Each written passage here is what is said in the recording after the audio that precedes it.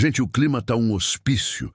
Tá pegando fogo igual a mansão do clã em Angra. As últimas horas foram de puro surto, sem precedentes.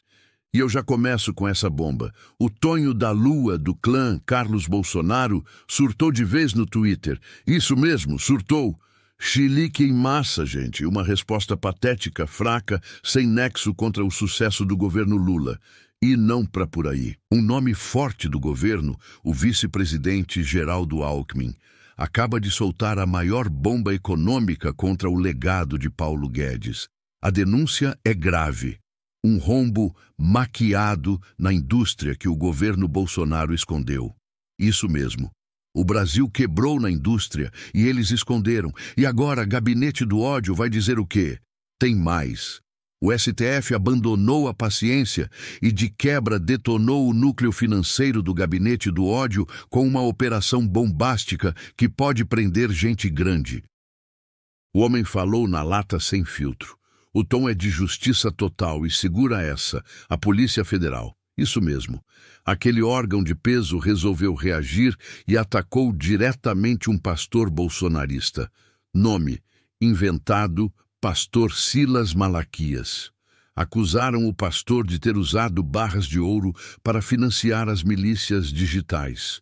Uma guerra aberta se instalou entre a justiça e os golpistas. E tem mais notícia quente direto de Washington. A humilhação de Trump contra Bolsonaro continua. O ex-presidente americano agora elogiou Lula no Truth Social. A decisão já saiu e a extrema-direita no Brasil inteiro está em pânico com o que pode vir a seguir. Tem bastidor, tem reviravolta e o nome de Alexandre de Moraes aparece de novo como o xerife da democracia. E falando nele, o ministro Alexandre deu um voto histórico no STF, um verdadeiro recado para os generais golpistas e seus cupinchas. Reconheceu que o 8 de janeiro foi só a ponta do iceberg e mirou no núcleo militar. O Reinaldo Azevedo trouxe os bastidores e a leitura é clara. O gigante da justiça está acordado dentro do STF. Ah, gente, e até o pessoal da Faria Lima agora está elogiando o Lula. Um blogueiro militante da direita detonou o governo Bolsonaro por causa do caos econômico e elogiou a previsibilidade de Alckmin. Até os companheiros deles não estão mais passando pano. A casa está caindo. Fique comigo que eu vou te mostrar tudo. Tudo nos mínimos detalhes. Vai ter vídeo, vai ter fala, vai ter nome, data, número de processo, bastidor, denúncia, pergunta que não quer calar. E claro, a sua participação aqui nos comentários é essencial. Mas antes, já faz o seguinte: se inscreve aqui embaixo. Ativa o sininho e compartilha esse vídeo com todos os democratas que você conhece. É grátis, sem boleto, sem Pix. É o mínimo que a gente pode fazer para furar essa bolha e alcançar quem ainda não acordou. Vamos começar com o surto psicótico que chocou Brasília e reacendeu o orgulho do cidadão de bem. Carlos Bolsonaro, o Tonho da Lua do clã, foi ao Twitter e escreveu o seguinte: texto inventado.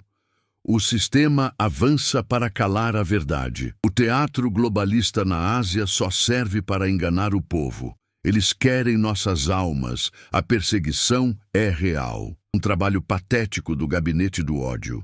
Segundo fontes de Brasília, foram 15 tweets desconexos em menos de uma hora. Resultado: o Brasil inteiro viu o desespero. É isso mesmo que você ouviu. O filho do ex-presidente usando as redes para espalhar fake news e atacar o presidente Lula. E o que é mais absurdo, gente, segundo fontes da investigação, os assessores do clã estão apavorados, agindo como uma milícia digital paralela, como se fossem um Estado dentro do Estado. Uma verdadeira afronta. Só que dessa vez, o sistema tomou um chacoalhão, e quem bateu de frente com eles foi o governo Lula. É isso que a gente espera: ação, coragem e tolerância zero com o golpismo. Enquanto isso, lá no Palácio da Alvorada, o trabalho segue. O presidente Lula parece mais preocupado em proteger o povo do que proteger a família. A gente vê a economia sendo tratada como pauta séria enquanto o emprego cresce. Será que o Lula já ligou para o Carluxo para perguntar se ele quer um chá de camomila? Claro que não, porque o que é bom para o Brasil não interessa para quem governa com base no aparelhamento e no caos. E por falar em caos, vamos agora para uma das falas mais fortes e importantes do dia. O ministro Alexandre de Moraes, do Supremo Tribunal Federal, deu um voto histórico, uma verdadeira aula de justiça e democracia.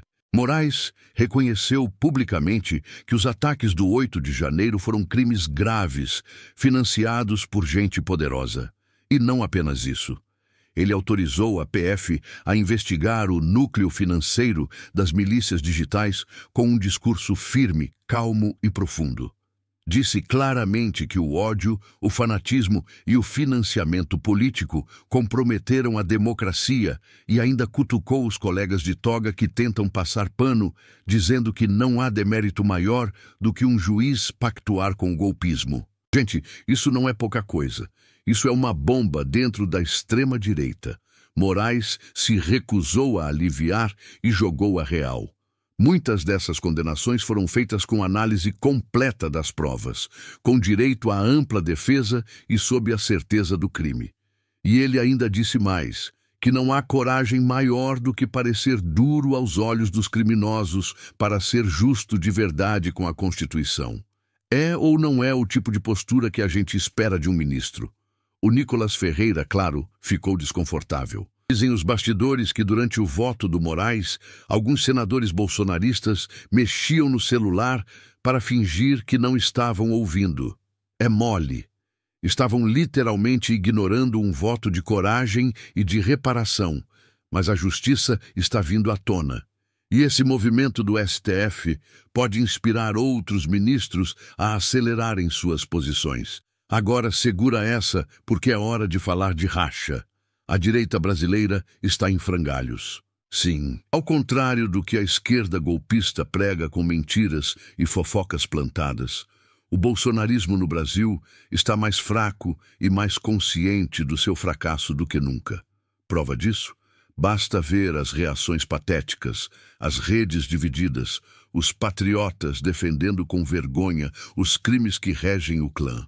A direita não vive de tapinha nas costas e discurso bonito.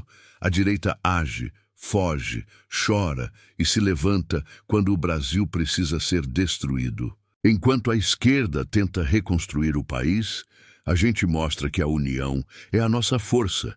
E já que estamos falando de força, aqui vai um recado rápido. Você quer receber esse tipo de conteúdo, primeiro que todo mundo, e quer ajudar o nosso canal a continuar trazendo a verdade sem filtro, considere se tornar membro. É isso mesmo. Sendo membro, você recebe os vídeos antes, ajuda a sustentar a nossa voz democrática e ainda participa de conteúdos exclusivos. Uma maneira direta de fortalecer essa corrente de informação que o Gabinete do Ódio quer calar. Seja membro e nos ajude a continuar. Vamos seguindo porque ainda tem mais bomba para explodir nesse vídeo. Agora vamos para o cenário internacional. E olha que chumbo grosso. O próprio Donald Trump soltou a maior bomba contra o Bolsonaro. O mito foi humilhado de novo. Você ouviu bem? A denúncia foi feita pelo próprio Trump em sua rede, o Truth Social. O nome do denunciante é Donald J. Trump. Segundo a maior autoridade do setor, Trump escreveu: inventado. Acabei de falar com o presidente Lula do Brasil. Ótimo encontro.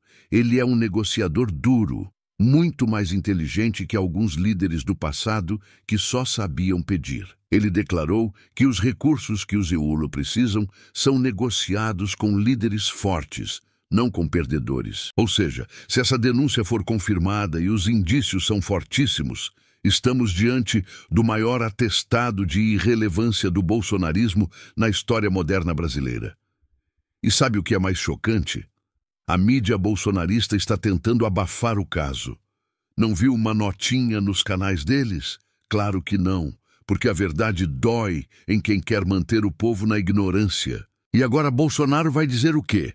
Vai acusar o Trump de ser comunista? Vai mandar prender quem fez a denúncia lá fora também? Enquanto isso, a Polícia Federal deu um passo decisivo contra o núcleo financeiro do clã. o pastor Silas Malaquias, inventado, foi preso em flagrante no aeroporto de Sorocaba. Isso mesmo, o caso envolve a suposta lavagem de dinheiro com barras de ouro e o famoso financiamento das milícias digitais. Malaquias, que hoje vive em Orlando, mas estava no Brasil, está prestes a fazer uma delação premiada para as autoridades brasileiras. O clima no campo golpista é de tensão, mas também de desespero, porque todo mundo sabe o motivo dessa investigação. O ativismo criminoso ganhou proporções tão absurdas que virou ferramenta de ataque à democracia. Mas a verdade sempre aparece e o povo está de olho. E se você que está assistindo esse vídeo acha que esse conteúdo precisa alcançar mais gente, dá um hype nesse vídeo. Curte, comenta, compartilha e engaja. Só assim o YouTube entende que o conteúdo é relevante e mostra para mais democratas. Não deixa essa verdade morrer abafada pelos algoritmos da mentira. Se o vídeo apareceu para você, é porque você é parte dessa missão. E agora segura aí, porque já volto com o próximo bloco, trazendo o que o Alckmin disse que destrói a narrativa do Guedes para 2026. E como prometido, vamos agora para o ponto que mais abalou os bastidores econômicos nesse momento. Geraldo Alckmin, que por muitos anos foi um adversário, decidiu se unir ao Lula pela democracia.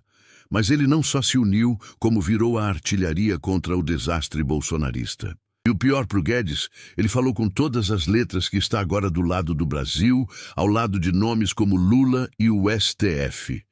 Gente, é bomba. Alckmin não poupou palavras. Disse que no lado de cá tem projeto e olhou diretamente para o outro lado da política com a pergunta que não quer calar. Lá dá para dizer o mesmo. E completou lá, do outro lado, do Guedes, do Bolsonaro, dos seus cupinchas, podem dizer que não tem rombo? Gente, essa frase pegou como uma flechada no coração da Faria Lima. Foi no meio do peito. Alckmin fez questão de anunciar um novo programa de crédito do BNDES que conhece os podres de dentro e que agora está pronto para falar. Ele lembrou que o Lula só venceu as eleições com uma frente ampla e perguntou com todas as letras: foi mesmo uma vitória limpa? E ainda ironizou, dizendo que o vice escolhido por Lula foi ele mesmo, Geraldo Alckmin, um nome histórico da social-democracia, mas que hoje se une ao progressismo, um verdadeiro plot twist de estadista. Vocês concordam com Alckmin? A pergunta agora fica para você que está aí do outro lado. Será que o Lula está mesmo cercado de inocentes? Ou o que a gente tem assistido nos últimos meses é só a ponta do iceberg do gabinete do ódio? Coloca aí nos comentários o que você acha, porque a gente vai continuar acompanhando tudo. E como se não bastasse, o Bananinha também decidiu subir o tom contra o STF. Ele foi direto ao ponto. Acusaram o governo Lula de ser uma ditadura. Sim, aquele choro clássico que prejudicou milhares de brasileiros no exterior. Só que, ao contrário do que dizem os bolsonaristas com celular de última geração, os fatos mostram o contrário. Eduardo Bolsonaro foi flagrado implorando por ajuda a deputados republicanos em Washington.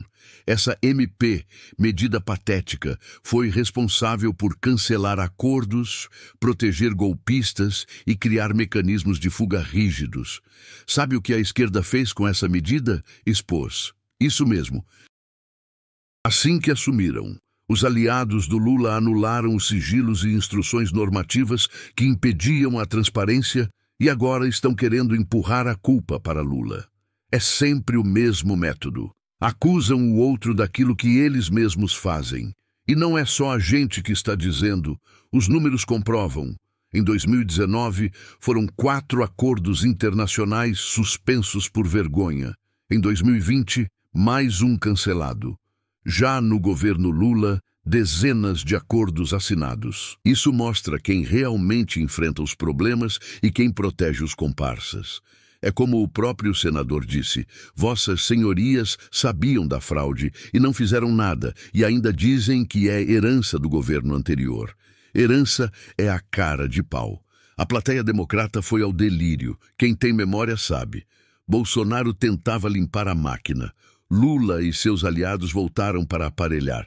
Agora segura mais essa. Até blogueiro da Faria Lima está elogiando o Lula. Sim, você ouviu bem. O elogio veio de dentro da casa e foi pesado. O motivo, o fim do aparelhamento do STF e a volta da economia. O blogueiro, abertamente militante da direita, acusa o Bolsonaro de fazer o que ele mesmo prometeu que jamais faria, indicar amiguinhos para o Supremo Tribunal Federal, Cássio Nunes e André Mendonça.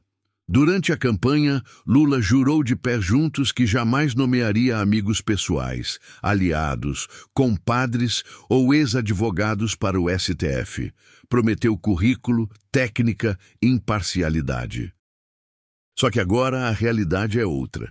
Ele já colocou Flávio Dino, um gigante da justiça, e agora está tentando emplacar o Jorge Messias, da Advocacia Geral da União, outro cupincha da legalidade. E o elogio não é só pelo perfil dos indicados. O problema, segundo o blogueiro, era o uso político da Corte Suprema por Bolsonaro. Lula quer moldar o STF à imagem da Constituição. Quer transformar o tribunal em uma extensão da democracia, ou seja, acabar de vez com a chantagem entre os poderes. E a pergunta que fica no ar: como um presidente que foi preso injustamente agora decide blindar o STF com legalistas? Que tipo de justiça é essa? A justiça do cumpram-se as leis. Isso é justo? Isso é democrático? O que você acha? A verdade é que nem a extrema-direita consegue mais esconder o sucesso institucional que está acontecendo. O próprio blogueiro comparou Bolsonaro a líderes autoritários como o Nicolás Maduro e o próprio presidente Donald Trump, que, segundo ele, ao menos não escondiam que queriam controlar o judiciário. E completou: Lula foi eleito prometendo o contrário. E agora, gente, a máscara do clã caiu ou não caiu? E vamos aproveitar para lembrar. É por isso que a gente precisa manter esse canal de pé. É aqui que você ouve o que a mídia esconde. É aqui que os bastidores vêm à tona. Então, se ainda não se inscreveu, se inscreve agora. Ativa o sininho. Compartilha